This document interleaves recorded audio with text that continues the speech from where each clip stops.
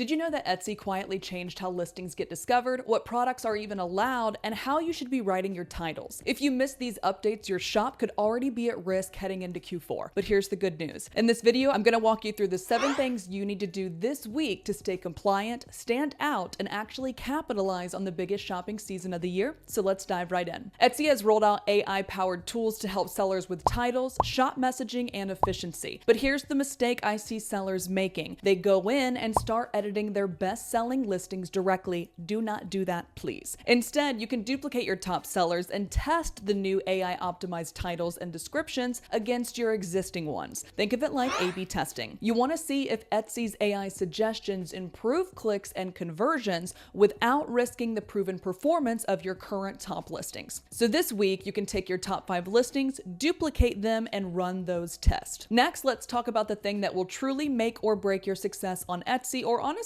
anywhere that you sell in Q4. Your thumbnails and understanding how shoppers are now being presented with your information. You will see that for all of the listings with color options, this is now shown on the listing overview section. You will also find that the thumbnails have been expanded to what looks like the Instagram 4x5 or I guess 5x4 sizing. This shows bigger thumbnails for viewer convenience, but also potentially cuts off important pieces of your thumbnails. Like if you have a sticker such as fast shipping or the name of the color of the item like espresso comfort colors, this text might be getting cut off now. So we recommend redoing the first thumbnail on any future listings or any non-performing listings. Again, please don't mess with your best sellers. Then there's those pesky creative standards that never seem to stay so standardized for too long. Etsy recently cracked down on what they call creativity standards to include these new restrictions. There are no more generic party supplies allowed to be sold. There is no reselling of natural items like rocks or shells unless you have personally transformed them. And there are no 3D printed products unless they're your original design. If you've got listings that fall in those gray areas, this week is the time to clean them up. You can update your descriptions to highlight originality and customization. You can show the handmade process if you're able to.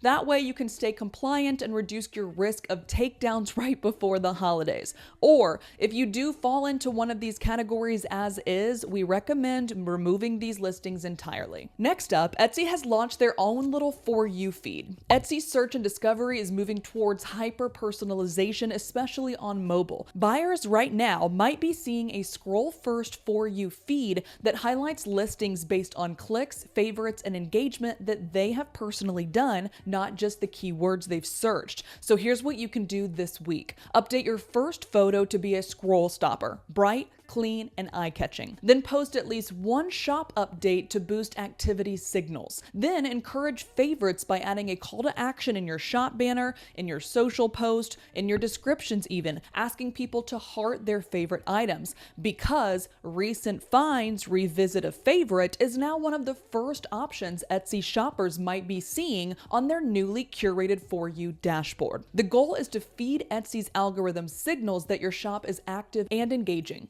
Next, and probably the most important one, is Etsy also has updated how they want titles written. They no longer reward keyword stuffing. They're pushing for clarity and human readability instead. So instead of something like gold necklace, dainty gold necklace, layered necklace, try dainty gold necklace for everyday layering, minimalist jewelry gift. Please don't edit your best sellers. Again, duplicate them if you want to test these changes, or simply apply these changes to your non-performing listings or any new listings you are going to launch this month or for the rest of the quarter. Now for the not so sexy part, but still very critical, we want to check on your inventory. Make sure you actually have enough stock to handle a spike in orders over the next 3 months. Nothing kills momentum like running out of your best item in November. And if you are someone who does not house your own inventory, but a print-on-demand supplier does, make sure you keep your notifications turned on for these platforms and have all of their emails pre-approved to hit your email instead of risking their updates going to spam. Most providers are going to start communication on this over the next few weeks, so you might be able to also check out the websites of your suppliers as well for continuous updates.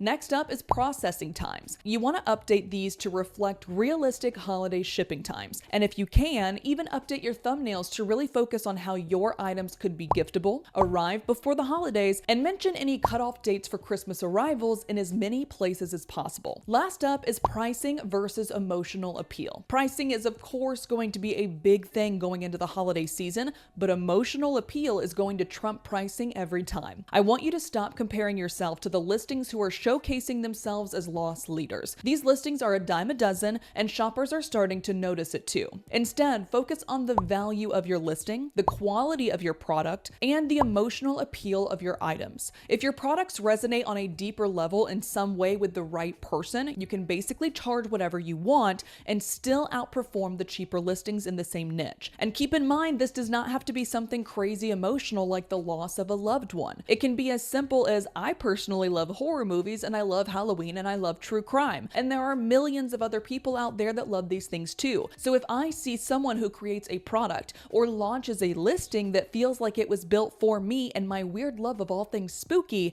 I'm gonna buy that over a copy and paste Creative Fabrica graphic of yet another ghost reading a book next to a black cat. So if you guys do these 7 things, you will be miles ahead of the sellers who wait until November. And if you guys enjoyed this video but want even more ways to elevate your Q4 potential for sales and repeat customers, you're gonna wanna check out this video next, and I'll see you guys over there.